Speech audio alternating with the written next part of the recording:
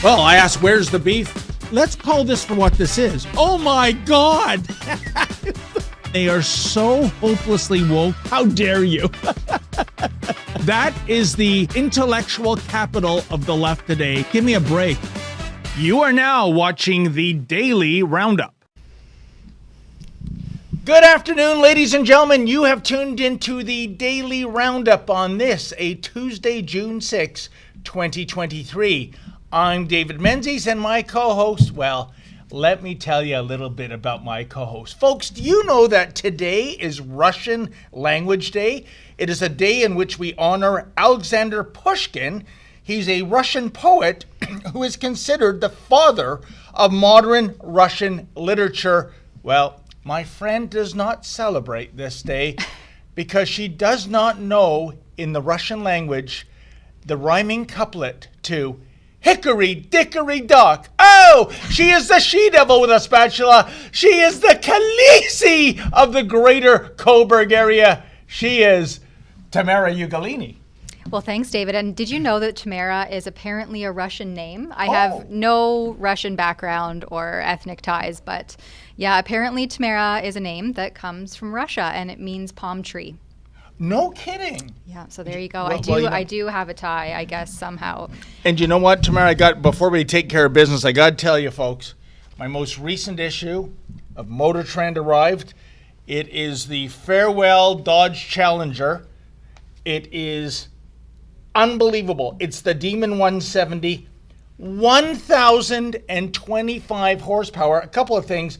It says Dodge Challenger SRT Demon 170 roars out of hell. You know where it's made? It's made in Brampton. So if Brampton is hell, does that mean Sneaky Patrick Brown is Satan? What do you think, Tamara? Drawing some big, heavy conclusions there, David, but not far off, I guess, with Sneaky Patrick. Yes. What is he, a pathological liar, or we're just calling him Sneaky these days? Well, he is the most corrupt politician in Canada, but I'm going to give you some investment advice, folks. If you have the money, it's going to be over $100,000. It'll be available in the fall. Buy one. If I win the lottery, Tamara, I'm going to buy one for you. Ooh. No, you're not going to drive it. That's too much horsepower for a little lady like you. You're going to crate it. This is an instant collectible. What do you think about that, Tamara Ugolini? Getting a little aggressive right off the hop here, aren't we, David? Roars out of hell. Yeah, there we go. David's excited. All right, before we continue too much further down this deep, dark Satan hole, let me tell you what we're doing today. So if you're joining us for the first time, this is a way for us to get into the news of the day, provide some commentary. We are currently streaming on YouTube, Rumble, Odyssey, Getter, and also the bastion of free speech these days, Twitter. And so on those platforms, Rumble specifically, you can engage with us directly using a hyper chat or a super chat. I always get confused which is which between Rumble and Odyssey. But on those two platforms, we have not been demonetized as we have been from YouTube due to wrong think and wrong speech. So I would urge you to head on over to one of those other alternative platforms that supports and upholds freedom of expression and free speech, and send us a super chat or a hyper chat. It's a nice, fun way to engage directly with us, get your comment read on air, get some commentary perhaps even back from us, and just show us your general support for our independent and non-government funded journalism.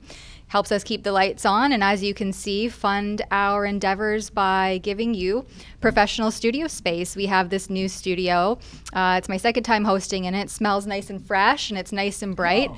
We were singing Blinded by the Light in here before we got started because it's pretty bright. You should hear her sing, folks, like an angel. No. We'll save that for another day, maybe.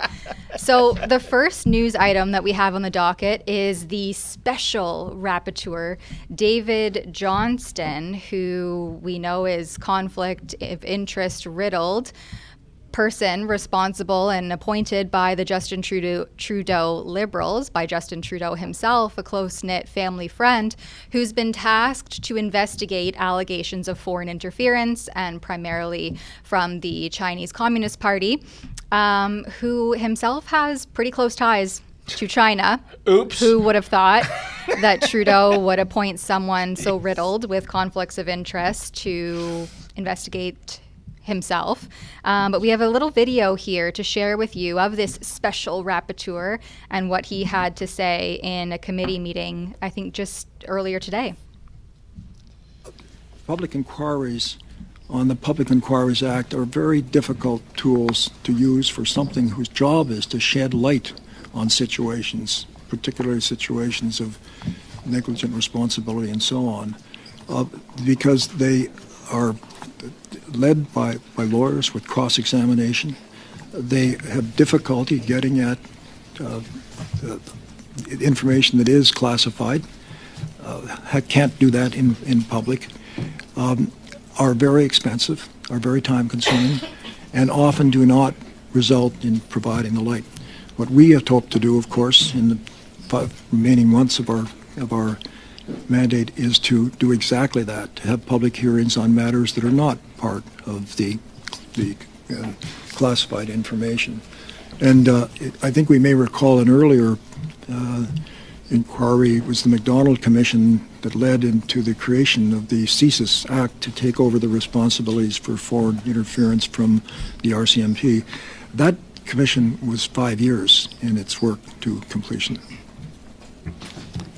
Madam Chair, I'm rather blown away there when we see that independent public inquiry can be costly.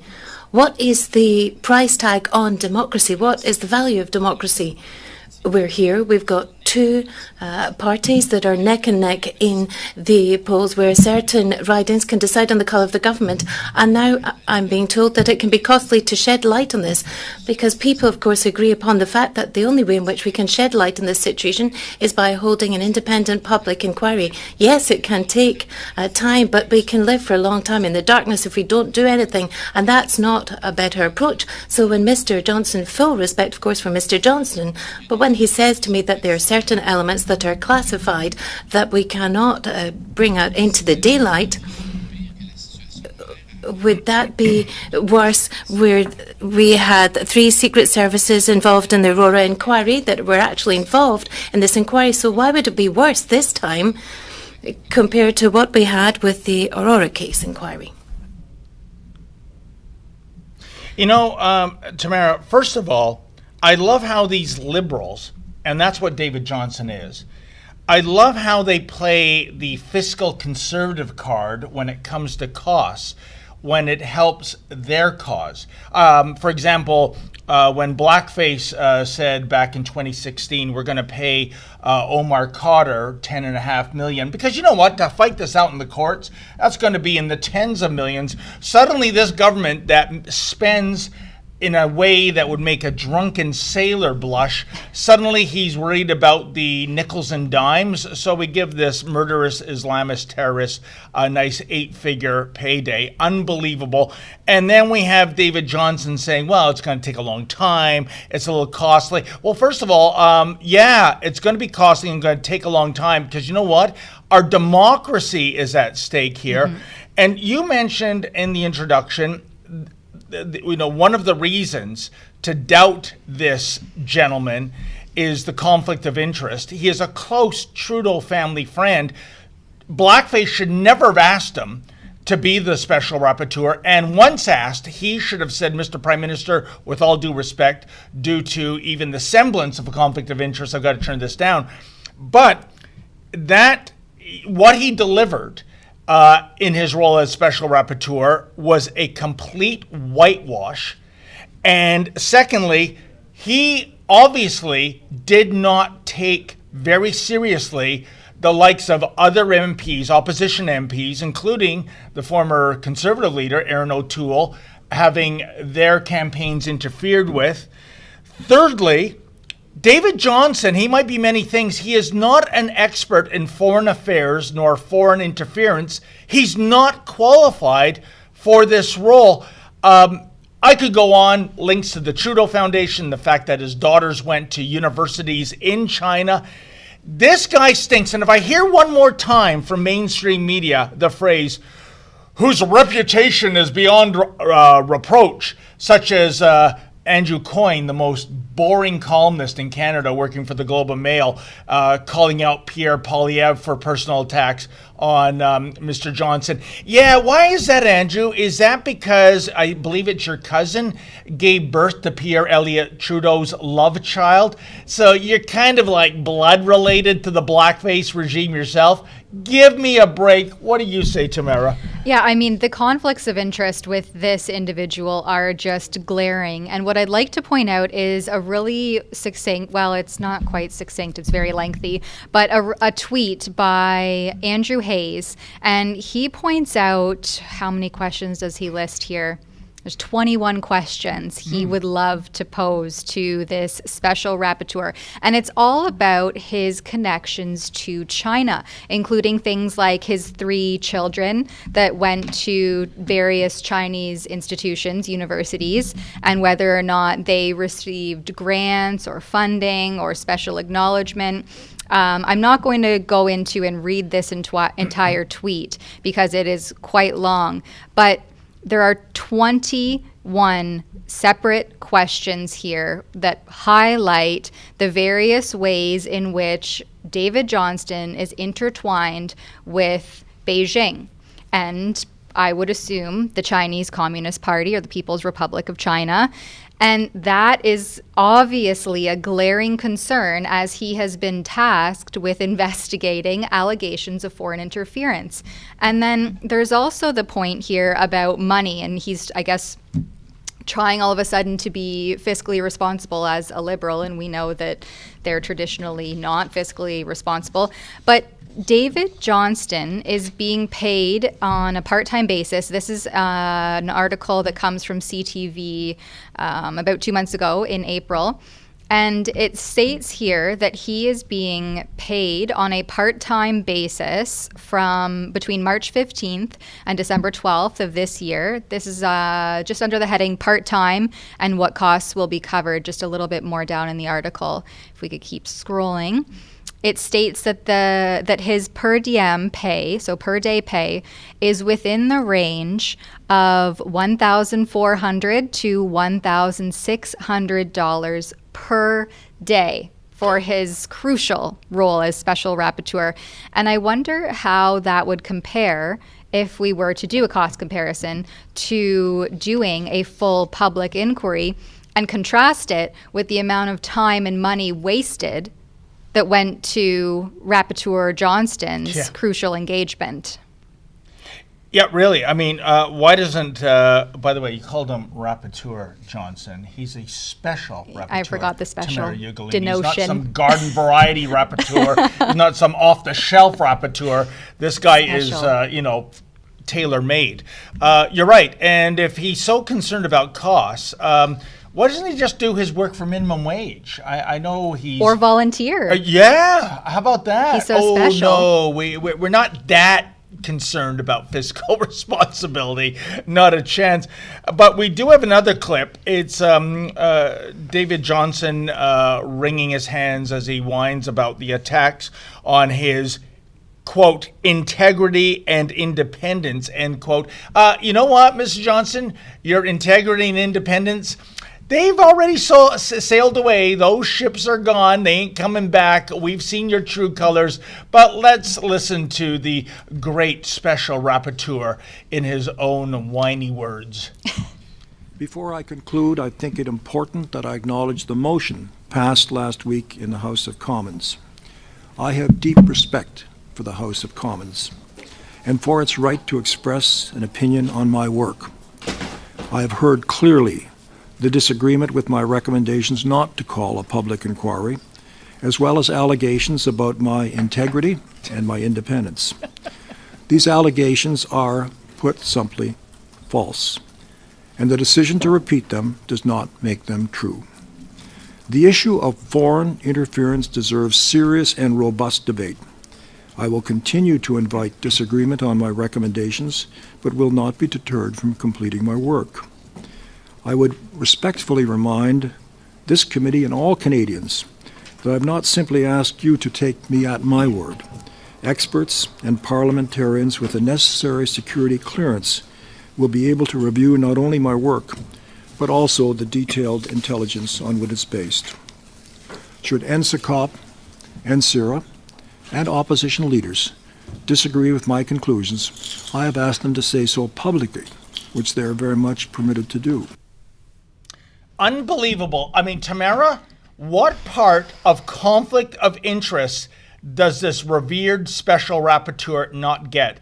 He goes back several decades with the Trudeau family, skiing vacations, surfing safaris, close family friend. I'm sure at one point David Johnston was even changing the diapers of Justin Trudeau. And hey, maybe in a few years, Justin Trudeau can return the favor to Mr. Johnston. This is outrageous that this guy is still passing himself off as a paragon of integrity and independence.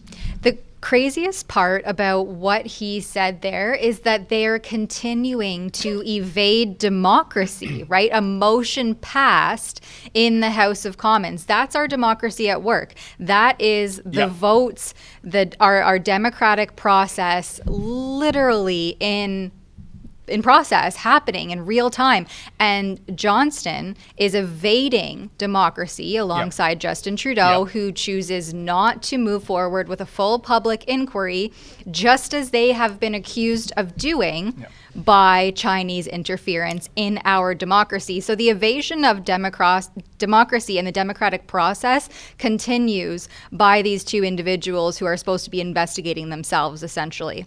Speaking of evasion, Tamara Ugolini, last Thursday we went down to the, I'm not making this up, the Toronto Raptors practice facility. Blackface was dropping by to make some nonsensical statement about gun violence. Yeah, I'm thinking Toronto Raptors practice facility. Maybe he's looking for another special rapporteur, but that's just a word play. But I will say this. What I wanted to ask the Prime Minister, if I could bend his ear, is exactly what you said. Are you going to defy the will of Parliament that voted this down? Apparently, yes. And by the way, when it comes to evasion, blackface is getting really creative, folks. There were freedom protesters there who were promptly kicked off the property because their signage was a little offensive to blackface. And by the way, when I say property, I mean publicly funded property, Exhibition Place. And the funny thing is, the creativity in his evasion is we hung around thinking which of the three big fossil fuel burning SUVs is blackface going to jump into when he leaves the building. Well, guess what, Tamara Ugolini? Those were decoy cars. The real SUVs that he was in, another 6, but who's counting, were in the underground parking facility of the Raptors practice barn. So he is so terrified, and they are sheltering him so much not to even see a sign that might be impolite or insensitive, that they're doing this mockery with additional big Suburbans and Ford Expeditions to make you think he's going to go into those SUVs, but no, they're going to hustle him out the servants' entrance. Unbelievable. So what's that, almost 15 personal vehicles, gas guzzlings vehicles to go to this one small event? Well, you might be right. I think I counted 9 of his personal entourage, but there were Toronto Police Service SUVs there too. Of course. Where's the fiscal responsibility there? And by the way, with all this climate change crap that's being preached upon us, couldn't you at least, I don't know, have an EV vehicle or a plug-in hybrid? You know, like I drive, the mean fossil fuel burning conservative that I am. And by the way, folks, don't denounce me for it. It's just so I can use the HOV lane as a solo driver. That's the only reason why it's in the fleet. But no, they won't even go through the pretense. There I am. As you can see, there's the Toronto Police SUVs. There's the blackface entourage. But all the while, he was underground like a weasel, like a little mole, and not coming up, and so we could query him. And by the way, I'm very happy super producer Efren's just passed on. Don't forget David Johnston's lead counsel on foreign interference probe Oh, well, knock me down with a feather, folks. He attended a Trudeau fundraiser in 2021. Yeah, Andrew Coyne, no conflict of interest here. His reputation is beyond reproach. What else don't we know about this guy, Tamara Ugolini? Well, I think I'm a little bit confused here because the lead counsel says in this Globe and Mail article that we have is Toronto lawyer Sheila Block. And she's alleged to have participated in a private Zoom webinar fundraiser in late March 2021. And she's a senior lawyer at international business law firm Torys LLP, which donated $7,593 and change to the Liberal Party between 2006 and 2022. She was chosen by former Governor General David Johnston to act as his lead counsel in March 2023 when he accepted the appointment, right? He was appointed by the Prime Minister to assess how the government handled Chinese state interference in the 2019 and 2021 election. So, I mean, it's there. It's blatant. They did. It's just the extent to which and how it's going to be remedied and dealt with now and moving forward to ensure it doesn't happen again into the future.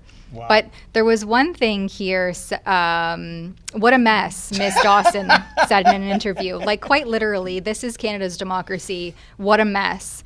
Johnston appointed her, and they are friends, and I guess they all support the Liberal Party. It's all grist for the mill just to make the situation more unpleasant. Did you say grist for the mill or grift for the mill? Yeah, it could be either or. Yeah. I did say grist, but... You know what? Let's wrap a bow tie on this subject with Yep. one more video. You were singing lovely off camera, but I'm going to sing right now very quickly one of my phrases.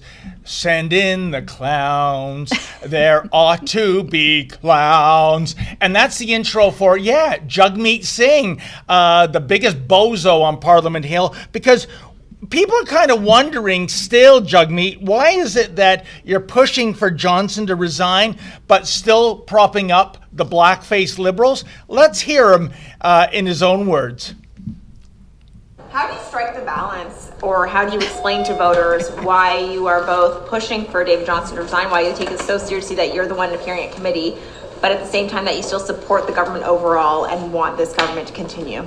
Well, what we're doing is the government's supporting us. In fact, in our initiative, we're supporting dental care, which they voted against 2 times in the past. They do not want to bring it in. They did not want to bring it in. We're forcing them to do it. Prime Minister Trudeau, not Prime Minister Singh. So you are. Here's the facts, though. Supporting the government. There's 27 things. Each one of those things are things that the government opposed, voted against, or did not want to make happen that we are making happen. This government's supporting us to make things happen for Canadians. Dental care, farming care, supports for workers. These are all things that the government is opposed to, voted against, said clearly they did not want to do, and we're making them do it. So of course we're not going to let the government off the hook. They would absolutely love to not deliver on dental care. They would love to not deliver on farming care. They would love to not deliver on protections for workers. We're forcing them to do these things. At the same time, we're holding them accountable for this. You are letting. Oh my goodness. It's the dental care, folks. You know, Tamara Ugolini, you know what's depressing about Jagmeet Singh? By the way, does he not look shell-shocked to you?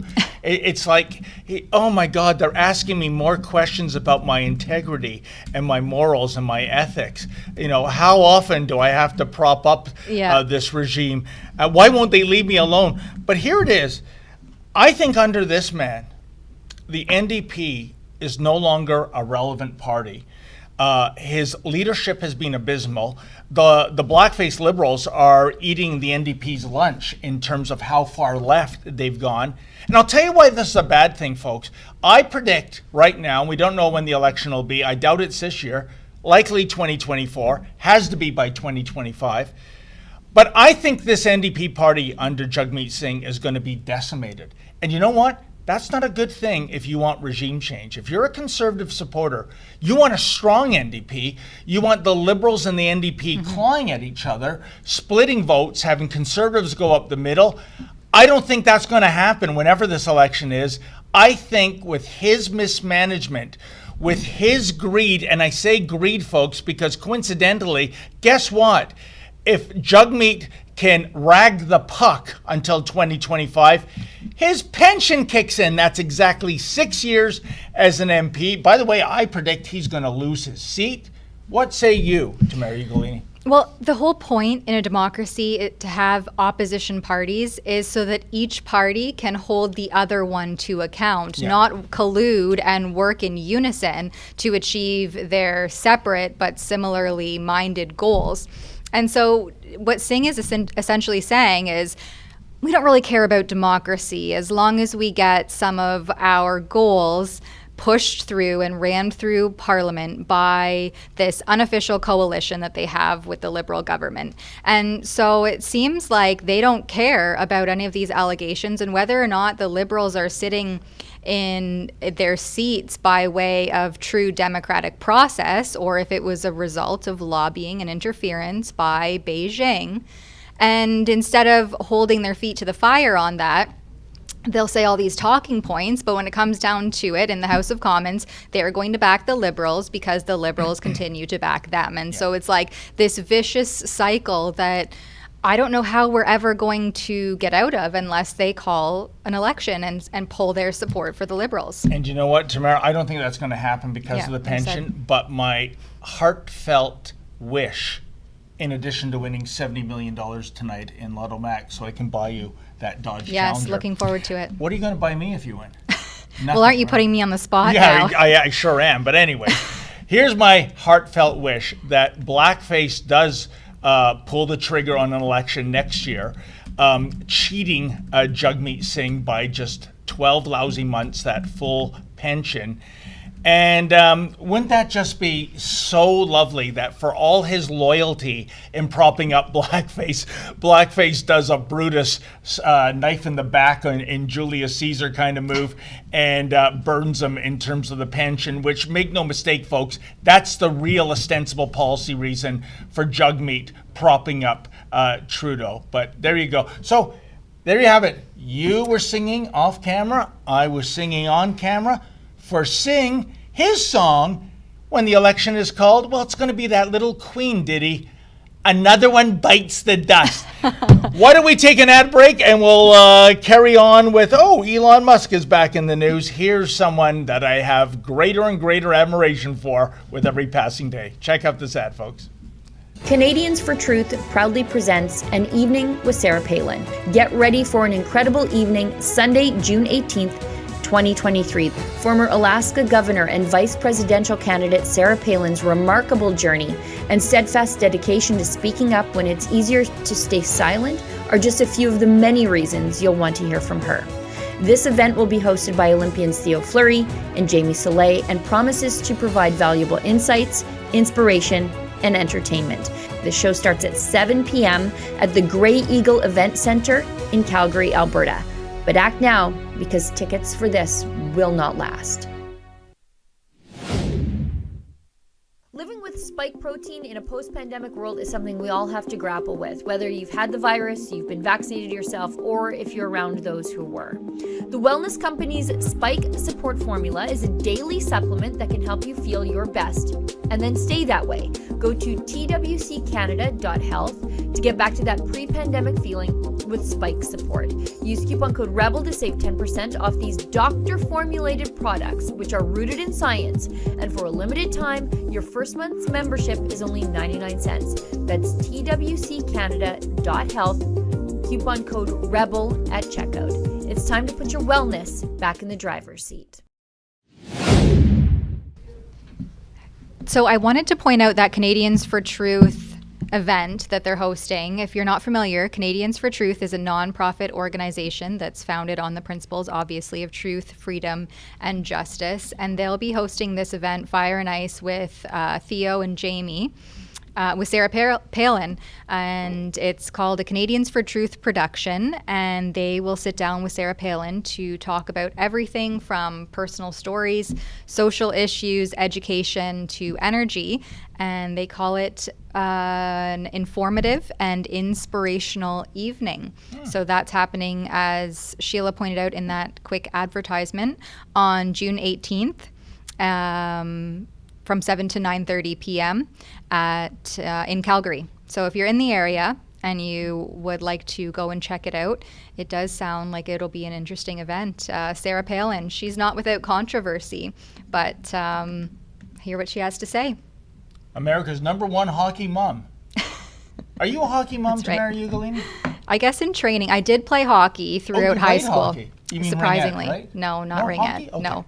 I did play hockey, surprisingly, throughout like later elementary school and high school, and then I haven't kept up with it. I haven't played in years through being a mom and pregnant, so on and so forth. But Excuses. yeah, my youngest son is now, they're more into hockey, like the idea of hockey, but getting out and skating, I mean, they're still little, but getting out and skating is, I don't think children quite realize how difficult it is. And obviously you need to learn how to skate in order to play hockey. So he loves the idea of hockey, but he's not quite there yet. I mean, his skills are getting better in terms of skating, but that was like a big roadblock for him is, wait, I have to learn how to skate and it hurts when I fall.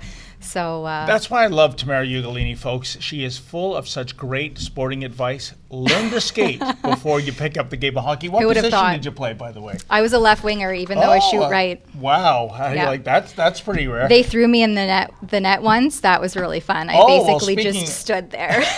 Speaking of which, I'm an old gumper myself. Do you think you could get one past the men's oil? We need to have a little rebel shinny by the sounds of things. And yes, folks, she said shinny. Anyways, let's go to Elon Musk. I think we have an audio clip. I love it. He's calling for a new government. Where? Here. The Banana Republic. Sorry, we can't grow bananas in Canada. Let's call it a maple syrup Republic of Canada. Let's hear what Mr. Musk had to say. Save Canada. It's easy for people to take for granted the system we have here in the United States. But it really doesn't exist anywhere else. Not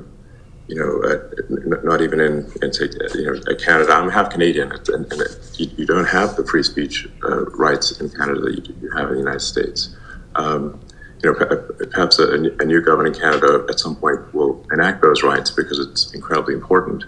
But I think if we don't protect free speech at all costs, we don't have a functioning democracy. And if we don't have a functioning democracy, nothing else matters. Free speech and freedom of the press. And those are both two cornerstones of a healthy democracy, and the Liberals are hitting both. Isn't it amazing, Tamara Ugolini, that freedom has become the new F word in Liberal circles? That the display of the Canadian flag, especially mounted on a hockey stick in a pickup bed, is a hate symbol.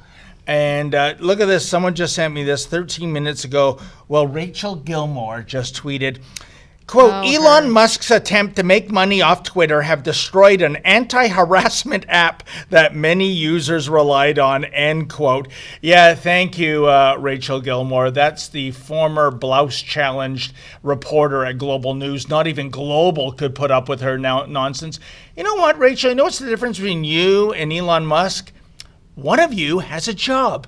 Anyhow, what do you think, Tamara Ugolini? Well, there's this war right now on what the government is deeming as mis and disinformation. And of course, part of that gets lumped in as, fake news. And so Trudeau has previously referred to Rebel News as purveyors of that, to which I would hit back and say that no, the government themselves, especially throughout the COVID era, has been the purveyor of mis and disinformation by, flip-flopping on policy, by using non-evidence-based data and supposed science and evidence, like that trust the science mantra, to back up their public health messages. And just today, we have a report out of Blacklock's, Tuesday, June the 6th. It's the title. The headline is Government Faked Security Bulletin. So the government is faking information, disseminating it out to the public, and then trying to call out anyone who questions or criticizes that as the people who are spreading mis and disinformation. So the first paragraph, or the opening statement, the Department of Public Safety issued a false security bulletin claiming it had confirmation Freedom Convoy protesters ransacked federal office buildings. Access to information records show. And, here I'd like to point out that in order to get accountability and to find this information out, you have to file access to information requests, and they're lengthy, and the government will try to filibuster them, and that's even if they'll turn them over at all. The article continues, Public Safety Minister Marco Mendicino's office yesterday said it had nothing to do with the disinformation. So, the article goes on, but there obviously has been no incident involving protesters in office buildings. That never happened. The Public Safety Department yesterday would not account for the source of the disinformation. And, by the way, folks, in case you think Tamara Ugolini is exaggerating things in terms of accusing the federal government of dis and misinformation, well, I got something fresh off the hopper from our wonderful FOI guy in Ottawa, Jason. And get a load of this. Quote, Liberal MP Ryan Turnbull read off a bunch of things he claimed were made up on the Liberals and China, including Trudeau's admiration of China's basic dictatorship, end quote. What do you mean made up? Maybe one of our super producers can find the clip. It's from 2013, 10 years ago. But I clearly remembered. I was at Sun News Network at the time. Trudeau was in Toronto for an all-female get-together. Do you find that weird? I mean, only women can come and see me and my wonderful abs and hair. And he said that, Mr. Turnbull. He actually said that, and we will prove it to you as soon as we can source that clip. Mm-hmm. Tamara, this is scary to me because if a Liberal MP like Turnbull, who I've never heard of before, actually. He's close by. I think he's in Whitby. Oh, is that right? Mm-hmm. Well, isn't there a mental institution in Whitby? Anyways, if he is claiming that Justin Trudeau never said anything, yet it was captured on video and audio, so they're lying about a video recorded statement, then what else are they lying about? I think, do we have that clip? Yes, ma'am. All right, and I'm just going to prove it to you right now. This is what Ryan Turnbull is saying is misinformation. Trudeau's meeting last week with a group of Toronto women was an example. Even with Sun TV watching for any slip, he was asked which country he most admired and referred to China. There's a level of admiration I actually have for China because their basic dictatorship is allowing them to actually turn their economy around on a dime and say we need to go green as fastest. We need to start, investing in solar. I mean, there is a flexibility that I know Stephen Harper must dream about of having a dictatorship that he could do everything he wanted. That I find quite interesting. Trudeau's rivals pounced on that, saying it proved. Yeah, and he didn't even get that right, investing in solar. Isn't this the country that was putting up at 500 new coal-burning plants per year? I think they put up 2 a week. Yeah, but there you have it. Admiration, China, dictatorship. What Turnbull is saying is false. You just saw it there yourself, folks. Unless, you know what, Tamara Ugolini, Hollywood is so good with special effects. Maybe that was CGI.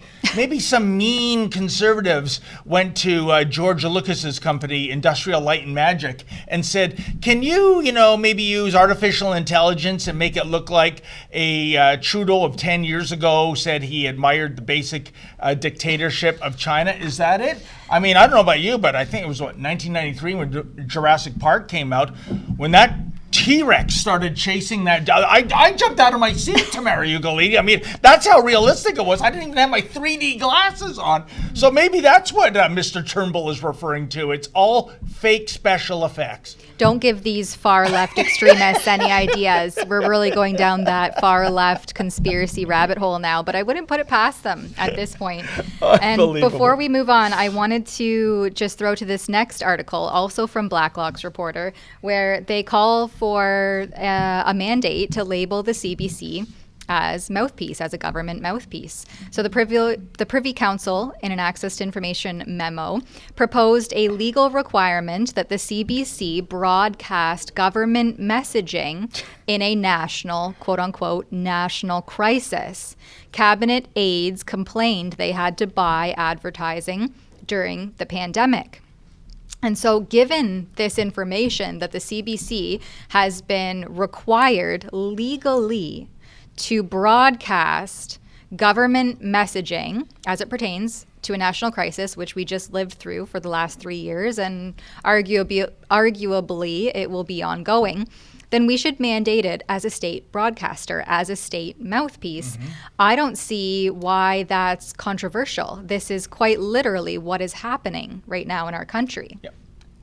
Yeah, it comes as advertised, I would say, Tamara Ugolini. I don't know what the problem is, but you know what? I got a warning out there to Tom Korski, the managing editor at Blacklock's, which does fantastic work. They do. If you keep this up, Tom, you're going to be frog-marched out of the parliamentary press gallery by armed cops again, like you were a couple of months ago. They don't like these annoying reports making it into any media. What an absolute disgrace. I want to just highlight also the second last paragraph of this Blacklock's article, where they say Health Canada has hired social media influencers and minor celebrities to tout the great work it's doing on Canada's response to the pandemic. Senator told the Senate question period at the time, these government-paid influencers are not required to reveal they are government-paid influencers because that, of course, would be very embarrassing. You don't say. Surprise, surprise. And then, of course, I always wonder, like, follow the money. How much were they paid?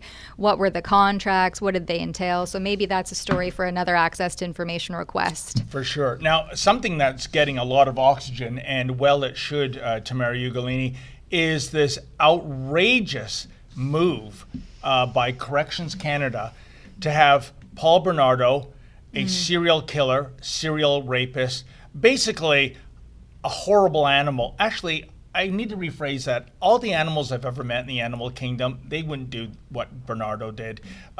He is just a monster. I think that's the best word for it. He is consumed by evil and did evil things.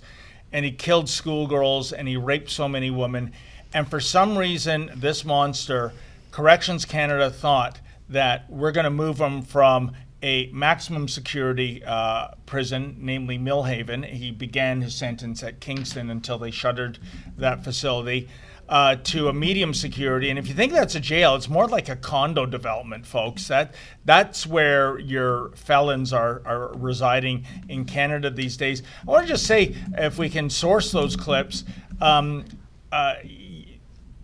Ford, who, well, he's not like the Doug Ford that we loved 10 years ago when we thought he was interchangeable with his brother, the late great Mayor of Toronto, Rob Ford. But he was on fire. It was like Doug Ford classic. He was talking about, and there was actually an implied threat of violence, because I believe he said words along the lines, he should be in solitary for 23 hours a day and in the general prison population for 1 hour a day. You know what's going to happen to Paul Bernardo in the general prison population, Tamara Ugolini? And I couldn't believe it. It was like the Christmas miracle in June.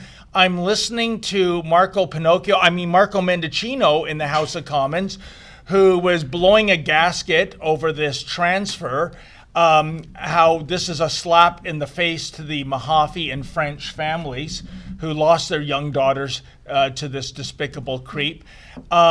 So here's my question. Do you think Marco was being genuine, or I'm not sure what the procedure is, given he's the minister in charge? Wouldn't you think Corrections Canada, for such a high-profile offender, I know they can't do this for every offender, go to the federal minister and go, what do you think, Chief? Can we move him to a different facility? But do you think he was kept out of the loop? Because my spidey sense is kind of tingling here, Tamara. You know, unless Corrections Canada is so woke and is so entitled that somebody making high six figures said this is a good idea. And also he's going to a medium security prison in Quebec so he can, I don't know, be closer to his accomplice, Karla Homolka, who's living free as a bird. By the way, more children. Pardon She me? has more. She had children. That's right. And thanks again, Niagara Regional Police Force. When you're doing a forensic search of a house and you're wearing the hazmat suits and everything else, don't forget to look in the bathroom, okay, where the implicating tapes were hidden. Unbelievable. That's what led to the deal with the devil, why Bernardo is rotting away and Homolka isn't. I just want to say one thing before I want to hear your opinion on this, Tamara Ugolini. I'm a huge fan of the death penalty. I'd like to see it reinstated, especially for the likes of this. And I remember it was around 15 years ago. I'm pretty sure it was the Toronto Star, left of center publication. It was the crime writer there who got I think it was a 1 hour access to do an interview one-on-one with Paul Bernardo. It would have been at Kingston at the time. And at the conclusion of the piece, and it was actually chilling, and it was a profound point, and almost made me rethink my position on capital punishment, because the journalist said, Tamara, that I've always been an adherent of capital punishment for the likes, of Paul Bernardo, serial killers, mass shooting killers, etc. But after seeing him in Millhaven, in a cell that's barely bigger than a walk-in closet, no sunlight whatsoever, dank and drab, 23 hours a day, he is in this facility. The Ken doll good looks are gone. He's now at least 40 pounds overweight. And I thought, to spend the rest of eternity, because he's still a young guy at that point when the article came out, just confined there, it would perhaps be a fate worse than death. Yeah. And I'm thinking, yeah, because I'll tell you, when I was held as a political prisoner in Montreal for about 5 or 6 hours, I mean, I felt that was an eternity. I had nothing to read. I'm listening to people screaming in the background. It's really, death wears thy sting. So if 5 or 6 hours felt like an eternity, what do 5 or 6 decades feel like? Mm-hmm. Well, the thing that always gets me with the capital punishment versus just lock them up and throw away the key is how much of the taxpayer dollar goes to fund essentially room and board. Like, yes, it's not comfortable, and yes, you're in jail for heinous crimes and being subject to isolation as a result, but you get 3 square meals a day, you have a roof over your head, somewhere to lay your head at night to sleep. And so I think there has to be a balance there between the criminality and the offense involved, and how much of a strain on a system and how much of a cost to the taxpayers does keeping someone like that jailed for life really have on the system. So I always, like I said, I always like to follow the money and how much things cost, and I'm all about fiscal responsibility. And so what makes more sense in a situation like this? Well, Tamara Ugolini, the anti-capital punishment people, especially in the U.S., they say they're basing their position on a fiscal standpoint, because if you look at the endless appeals when someone's on death row, the lawyers' fees, they add up, they go into the millions. You know what? Here's what I say. Who cares? If you're getting rid of a murderer so that person can never murder again, that works. And then the opponents say to me, oh, Menzoid, you're all about revenge. You know what? Yeah, revenge works for me. You go around raping and killing women, I want to see you under the ground, 6 feet as worm food, no problem. Anyways, I teased Doug Ford, embracing Doug Ford classic, the reason we got to love him before we really began to loathe him. But here he is in classic Ford mode. My message to Leslie Mahaffey, Kristen French's family, our heart breaks for you. Our heart breaks for you that you have to go through this once again, relive an absolute nightmare, and we will always, always have your backs. As per this scumbag, Bernardo, should rot in hell. This guy doesn't deserve less restrictions, employment opportunities, believe it or not, freedom to wander around. I'm going to quote Correction Services Commissioner. We want Canadians to have confidence in our decisions. Well, Commissioner, I'll tell you, no Canadians have confidence in your decisions. You should step aside, step down, or should be fired. Oh, beautiful. Powerful. Isn't that wonderful, Tamara Ugolini? And one other note on this, which I think is so appalling, when media have reached out to Corrections Canada, like, where's he going? What led to this decision? You know what they say, Tamara Ugolini? We cannot comment due to privacy rights. Think about that. A serial killer, a terrorist in this country has privacy rights. But wait a minute. What is the most fundamental human right on the planet? It's freedom. The opposite of freedom is slavery.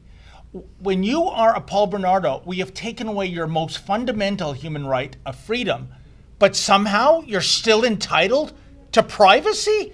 Can you believe this? Well, and what about the privacy of the victims who need to be their families need to be re-victimized each and every time something like this happens, and their privacy was completely compromised by the absolutely heinous acts that they engaged in with those individuals that we won't even get into here. For anybody who is unfamiliar with Paul Bernardo and Karla Homolka and the crimes that they committed, they were absolutely atrocious and, in my opinion, don't deserve an ounce, let alone a mile, in terms of getting out and reintegrating into society. People like that, I believe, are never fully capable of reintegrating. And it's shocking that she has children and goes out every day into society. No, in that saga, you saw murder, you saw torture, you saw incest. It was, folks, it was every sin under the tree except, you know, from what I can tell, cannibalism. That wasn't part of the itinerary. But aside from that, everything. And the idea that these people still have rights, and in the case of Karla, his accomplice, and maybe the one actually who was the ringmaster, there are those accusations, living free in Quebec with children, unbelievable. That's not justice at all. You know what? Before we get onto any other topic or super chats, Tamara Ugolini, we must break for another ad. Yes. And we will see you on the other side.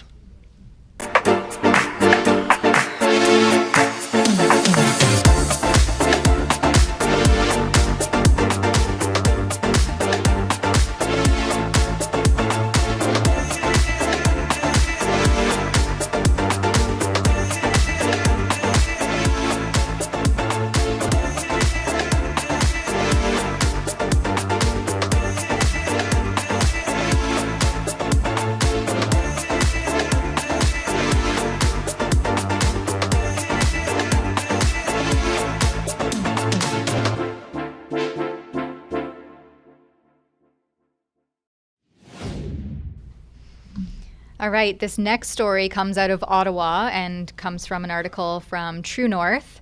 Woke Ottawa trustee goes on anti-Christmas tirade. Oh, I love their opening, their lead here. That's Ottawa.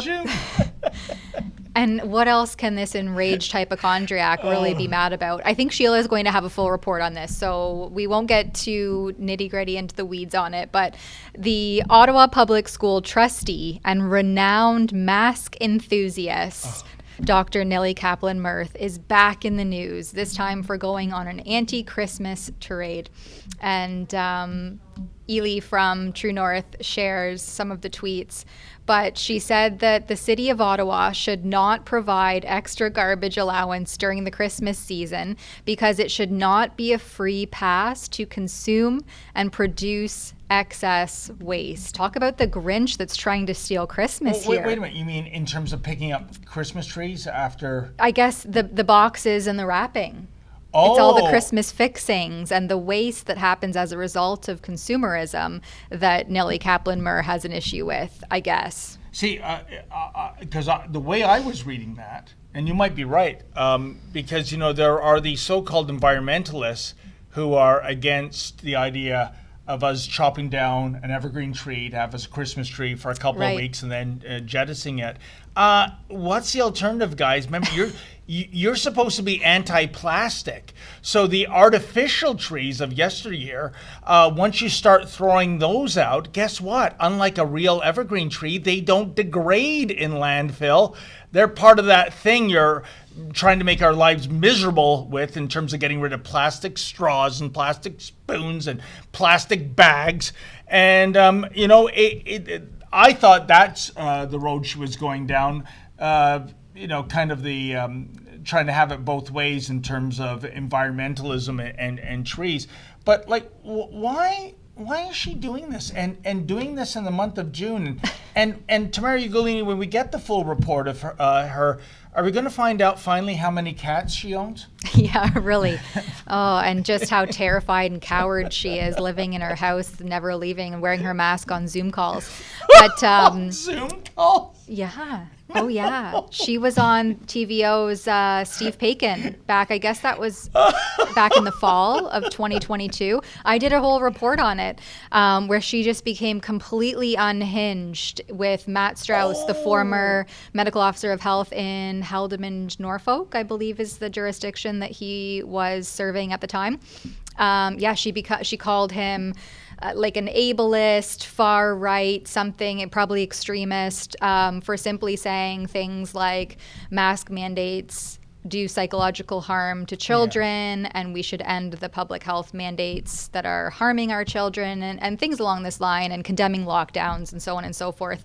And for that, she became completely unhinged. And anyway, we have a full report somewhere in the archives of Rebel News about that. But yes, you know what? I'm so sorry, I forgot. Now I know why the name rings a bell. But Tamara, we have a whole campaign, though, actually, before we continue, firenili.com, because the residents of Ottawa have become so grossed out by her emboldened comments on social media. And like her even rants. Ottawa people, you're saying? Yeah, her own, like she's a trustee in the Ottawa Carleton District School Board. Wow. And people in that school board launched campaigns against her through change.org, which of course took down the petitions that had dozens, tens of thousands of signatures. And so Rebel News saved the day. We launched our own petition, firenili.com. And so if you scroll back to those, the reports featured there, you can probably find the one where she becomes completely unhinged on Matt Strauss on Steve Paikin's show last fall. Beautiful. But here we have some imagery to show in the background. And Sheila, I believe, will be dropping off this petition in person. So if you haven't yet signed this petition, it's at 74% of 20,000 signatures. That's the goal. Head over to firenili.com, sign that petition. Yeah, here's my tweet. Hypochondria-riddled family doctor Nili Kaplan-Myrth spreads. That's the other thing. She spreads misinformation on live television, and we overlay her claims with actual evidence-based science to prove that what she is saying is untrue. I guess we have a few minutes if we want to run through, what is it, a minute and a bit clip? How unhinged she is. Let's show everybody at home. Is airborne. That means that COVID remains in the air even after you've left the room. I can see why you would call her a hypochondriac. Look at her eyes. She just looks like a completely unhinged, crazy person. Yeah, it's the kind of look that makes me cross the street. But I'm going to dispute you on this point, Tamara Ugolini.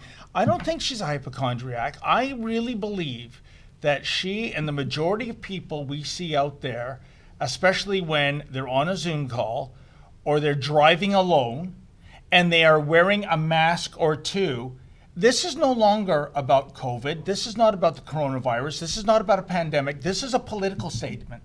This is someone saying visually, I believe in big government, big lockdowns.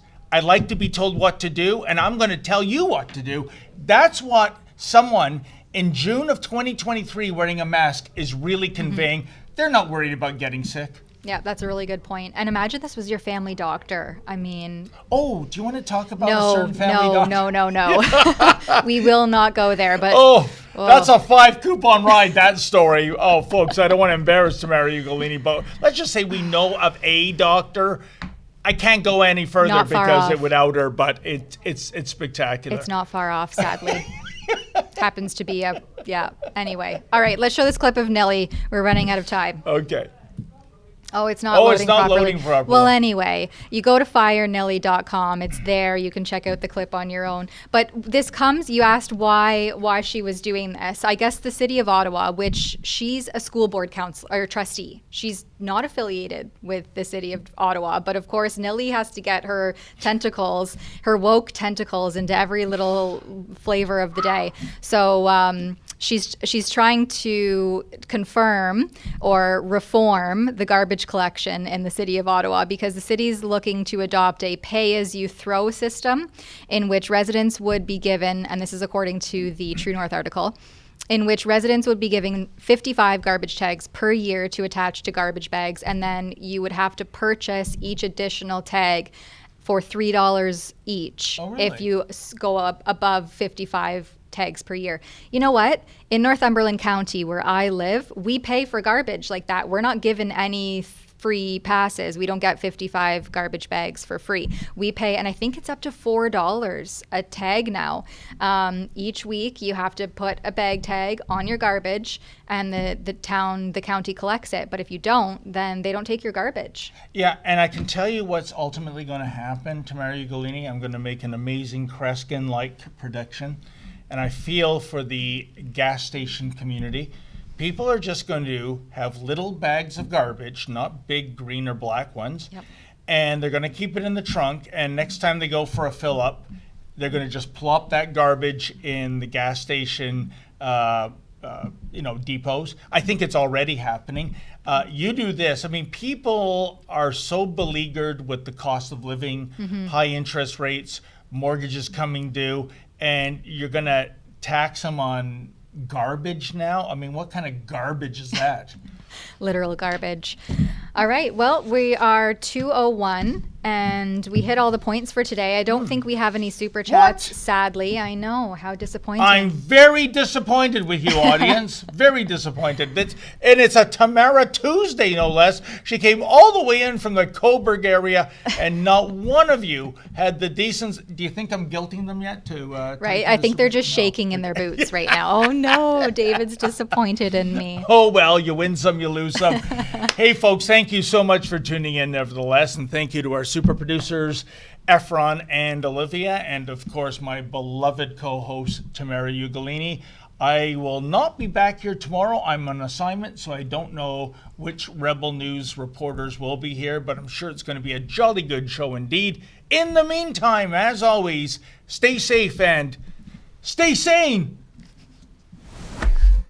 I am doing something today that I have never tried before. Listen up. I'm looking for collaborators in a new and exciting initiative. As you most likely know, YouTube a long time ago demonetized Rebel News, and we are 100% viewer funded. Now, while our supporters are fantastic at helping us cover legal campaigns and special reporting missions, unfortunately, the reality is our day-to-day operational expenses often exceed our income stream. Which is crazy if you think about it, because my videos across all platforms attract hundreds of thousands of views and sometimes even millions. So I want to share that reach with the right partners. If you have a product or business and want to enter a win-win relationship with me, please go to rebelnews.com/ads and fill in the form to let me know. I won't be accepting anyone. I need to believe in your business or product so I can sell it proudly for you. And for successful applicants, I will guarantee a minimum view count, meaning even if your ad is published on the less popular reports, we'll keep promoting your business or product until it gets the agreed minimum eyeballs. So again, if you have a cool company or product that either wants to take advantage of my reach or want to support my work through advertising in a way that you can write it off as a tax deduction, or both, head over to rebelnews.com/ads and hopefully we can join forces soon.